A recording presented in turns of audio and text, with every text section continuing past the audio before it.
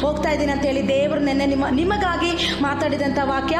ಈ ವಾಕ್ಯಕ್ಕೆ ಆಧಾರವಾಗಿ ದೇವರ ಅಹಿತವನ್ನು ಯಾರಿಗೂ ಮಾಡದಂತೆ ಹಿತವನ್ನೇ ಮಾಡುವ ನಮ್ಮ ದೇವರು. ಹಲ್ಲೆಲೂಯಾ. ನೋಡಿ, ನಮಗೋಸ್ಕರ ಪ್ರಾಣ ಕೊಟ್ಟು ತ್ಯಾಗ ಮಾಡಿ ನಮ್ಮ ಪಾಪಗಳಿಗೋಸ್ಕರ ಯೇಸು ಕ್ರಿಸ್ತನ ಈ ಲೋಕಕ್ಕೆ ಬಂದು ನಮಗೋಸ್ಕರ ಆತನ ಶಿಲುಬೆಯಲ್ಲಿ ಸಕಲವನ್ನು ಜಯಿಸಿದನು. ಹಾಗೆ ದೇವರ ಮಕ್ಕಳೇ, ನಮ್ಮ ಜೀವಿತದಲ್ಲಿ ದೇವರು ಅಹಿತವನ್ನು ಯಾವತ್ತೂ ಮಾಡೋದಿಲ್ಲ. ಯಾವತ್ತೂ ದೇವರು ನಮಗೆ ಕೆಟ್ಟದನ್ನು ಮಾಡೋದಕ್ಕೆ ಬಯಸುವುದೇ ಇಲ್ಲ. ತನ್ನ ಮಕ್ಕಳಿಗೆ ಯಾವತ್ತು ದೇವರು ಒಳ್ಳೆಯದನ್ನೇ ಮಾಡೋದಕ್ಕೆ ಆತನು ಸರ್ವಶಕ್ತನಾಗಿದ್ದಾನೆ. ಇವತ್ತು ನೋಡಿ ದೇವರ ಮಕ್ಕಳೇ, ನಮಗೋಸ್ಕರ ದೇವರು ಆಕಾಶದಲ್ಲಿ ನಮಗೆಲ್ಲವನ್ನು, ಆಕಾಶ ಭೂಮಿಯಲ್ಲಿ ನಮಗೆ ಸಕಲವನ್ನು ದೇವರು ನಮಗೆ ಸಿದ್ಧ ಮಾಡಿಕೊಟ್ಟಿದ್ದಾರೆ.